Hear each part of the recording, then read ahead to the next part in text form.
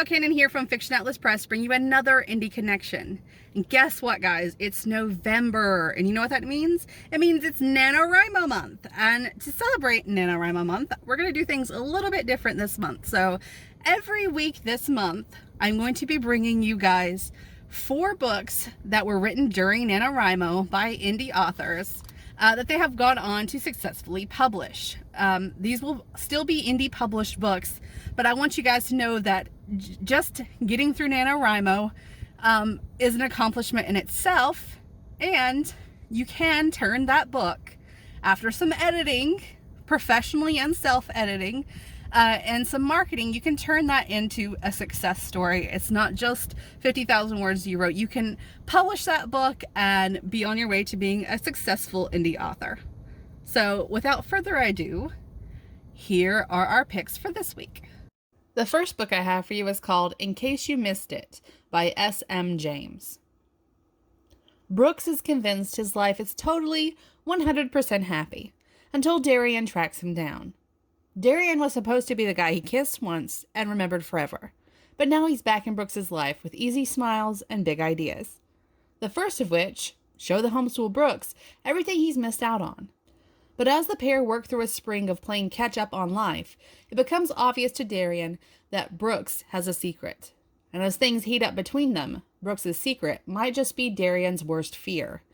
Because Darian has always lived in the moment, but Brooks has always lived for the future he knows is inevitable. When life is set to tear them apart, will love be enough to keep them together? The second book I have for you is called Serving Up Devotion by H.M. Shander. Audrina may be a witch to her co-workers, but at home, she's somebody's hero. Since her mother's death a few months back, she's become her 22-year-old brother's legal guardian. Michael suffers from muscular dystrophy and cerebral palsy, and while her home suited her, it's not for someone with disabilities. With his comfort in mind, she sets out to hire the perfect person to make the required changes. Chad is a well-researched carpenter for hire. Rugged yet endearing, he agrees to rebuild the deck on one condition, that Audrina help. As the renovations get underway, Chad charms Audrina by having Michael assist, slowly winning her over by treating Michael like a real person. She relishes in these moments with Chad and finds her hardened heart softening.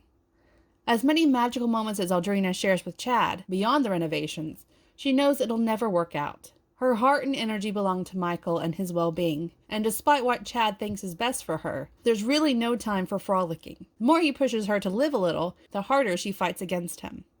When Michael's health rapidly declines, she shuts out everyone, Chad included.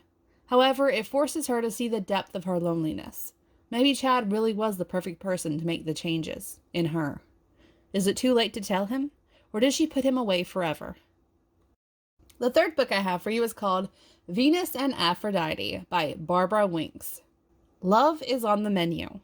When Zoe inherits money from her grandmother, along with the instructions to do something wild with it, she takes a 3-week vacation to Italy and Greece. But is that wild enough? Back home, she decides to open a restaurant to share with her community the food and wine she fell in love with. The major wrinkle in her plan? She needs the perfect person to cook the delicious dishes she has in mind. Chef Ariana Odell was a rising star in the culinary world before a public scandal put an abrupt halt to her dreams. Ariana is reluctant to resume a career in a field that has cast her out, but it's hard to resist Zoe's passion. Can Zoe and Ariana overcome everything that's holding them back and make their shared dream a reality? And the last book I have for you is called We Were Memories by Brandi.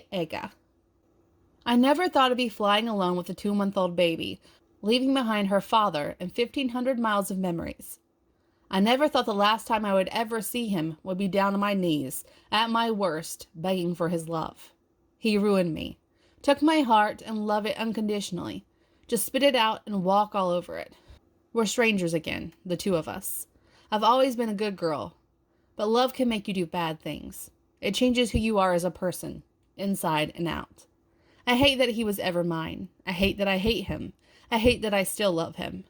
Now we're just memories. Now I'm just a stupid girl clinging to hope. Hope that one day I can let go, for my sake and theirs. Okay, that's all for me this week. I'll see you next week on the Indie Connection. Bye.